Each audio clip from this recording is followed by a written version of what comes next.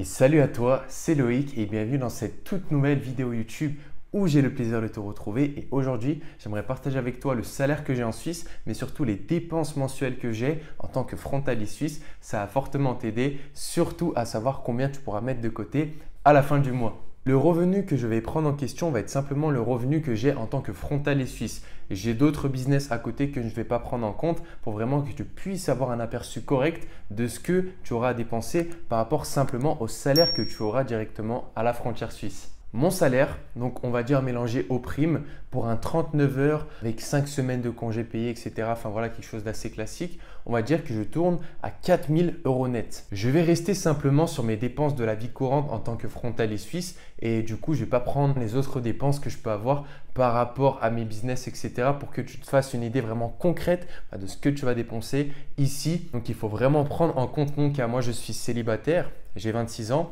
je n'ai pas d'enfant et je n'ai pas de voiture ici puisque je prends les transports en commun. En premier lieu, je voulais te parler des impôts. Moi-même, travaillant à Genève, je suis directement prélevé à la source. Et en fait, c'est l'État suisse qui va prendre directement une marge sur mon salaire brut, contrairement à d'autres cantons comme le canton de Vaud, où là, tu dois faire ta déclaration et payer tes impôts en France. Donc, ça va simplement dépendre du canton dans lequel tu travailles. Mais voilà, me concernant, je ne paye pas d'impôts et quand je te dis que je gagne 4000 euros, c'est net et ça sera donc après imposition puisque je suis, comme je te l'ai dit, directement prélevé sur mon salaire. Venons-en à la première charge que j'ai, ça va être mon loyer. Et dans mon loyer, je vais inclure donc tout ce qui va être la box, donc Internet, la téléphonie, les charges, c'est-à-dire l'eau, l'électricité, etc. Vraiment le tout compris, je paye 700 euros de loyer, charges comprises. Alors en effet, j'ai acquéri donc cette location de studio il y a 3 ans. Donc les prix étaient un petit peu moins chers que maintenant. Donc 700 euros, c'est vraiment abordable. Et aujourd'hui, pour avoir un studio assez correct, donc moi mon studio il fait 34 mètres carrés, donc c'est quand même un assez grand studio. Je dirais que voilà, il faut viser au minimum ces prix-là, 700 euros pour avoir une location convenable à la frontière suisse. Qu'est-ce que j'entends par convenable? Donc ça veut dire projet de transport, proche du centre-ville. La deuxième charge que je vais avoir, ça va être mon assurance maladie, dit la CMU. Si tu ne le sais pas, quand tu es frontalier suisse, tu vas payer ton assurance maladie contrairement à si tu travaillais en France. Et oui, c'est un petit peu un bémol, mais bon, qu'est-ce que tu veux que je te dise? C'est l'État français qui a mis ça en place. En fait, si tu veux, quand tu travailles en France, quand tu as un emploi ici sur le territoire français, tu ne payes pas ton assurance maladie, on est d'accord. Tu vas simplement payer ta complémentaire en question. Mais ils estiment que comme tu es frontalier suisse, tu dois payer ta CMU. Ça me revient à peu près à 220 euros par mois. Avec cette assurance maladie de 220 euros par mois, donc qui va dépendre bien sûr de tes revenus, de ton salaire, de ton canton, etc., il faut rajouter la complémentaire. Pour ma complémentaire santé, moi j'ai pris donc Apicil, qui est une très bonne complémentaire, notamment pour les frontaliers, qui a des offres assez attractives. Je paye quelque chose comme 30 euros par mois. Donc voilà, ça reste raisonnable. Donc le combo assurance maladie et complémentaire, pour le tout, on compte 250 euros par mois.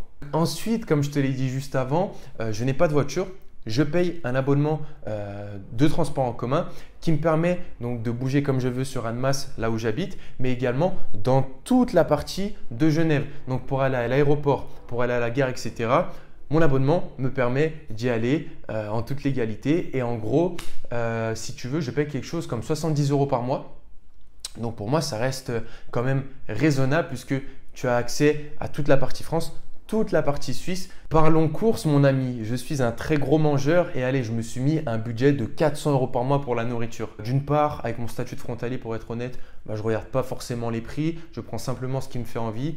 Et puis voilà, moi je suis quelqu'un qui va à la musculation, je fais énormément de sport. J'achète beaucoup de produits bio également. Donc forcément, le budget, ça revient cher. Mais comme je te l'ai dit, mon statut de frontalier et le salaire que tu peux te dégager, au final, ce n'est pas grand-chose. Et pour moi, de faire des bonnes courses nutritives et qui m'apportent l'apport nécessaire pour mon sport, etc., c'est la priorité. Qui dit nutrition sportive, dit forcément abonnement à la salle de sport.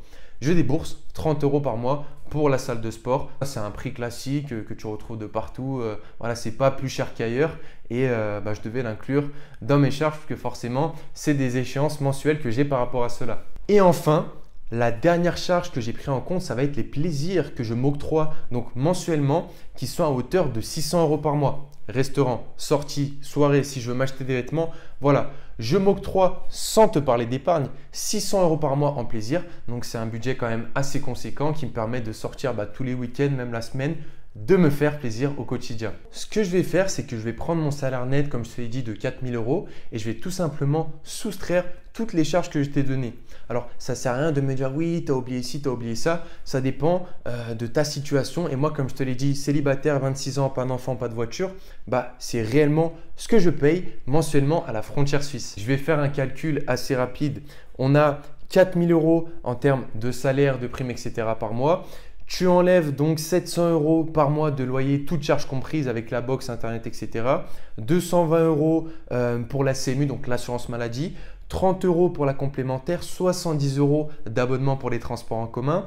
On est à 30 € pour la salle de sport, 400 € par mois de courses et enfin 600 € de loisirs et de plaisir pour me faire kiffer un petit peu au quotidien. Quand je soustrais absolument toutes les charges, il va me rester 1 950 € d'épargne. Ok? Donc oui, c'est énorme. Et très sincèrement, mon ami, je te demande pourquoi tu ne travailles pas encore à la frontière suisse quand je te donne des chiffres comme ceci. Et comme je te l'ai dit, moi, je touche un salaire de 4 000 € net. Ok? Mais il y a plein d'autres métiers en Suisse qui touchent énormément plus. Donc, en fonction de ton secteur d'activité, de ce que tu fais actuellement en France, tu peux toucher énormément plus que 4 000 € net par mois. Surtout si tu es avec ta compagne qui elle aussi est dans un domaine qui rapporte aussi très bien à la frontière suisse, vous pouvez vraiment vivre comme des princes. Tu as une vie beaucoup plus sereine parce que ton salaire te permet de partir beaucoup plus en vacances, de ne pas compter tes fins de mois, de te faire plaisir au quotidien. Et tu as un sentiment simplement de sérénité qui est incroyable et tu kiffes tout simplement ta vie au quotidien de mois en mois sans te prendre la tête avec l'argent. Donc certes, le salaire que je te donne ici en étant frontalier suisse, mais surtout l'épargne que tu peux mettre de côté doit être très attractif pour toi. Mais afin d'obtenir ce statut rapidement et de faire les choses en bonne et due forme, il faut coordonner les bonnes ficelles pour acquérir ce statut d'une manière très intelligente. Il y a plein de choses à voir. Donc, comment se faire recruter, le CV, la lettre de motivation, les impôts, l'assurance maladie et comment se loger à la frontière. Il y a plein de thématiques à prendre en compte et si tu ne les prends pas en compte correctement, ça peut te faire perdre pas mal d'argent ou au contraire, t'amener à en gagner beaucoup moins.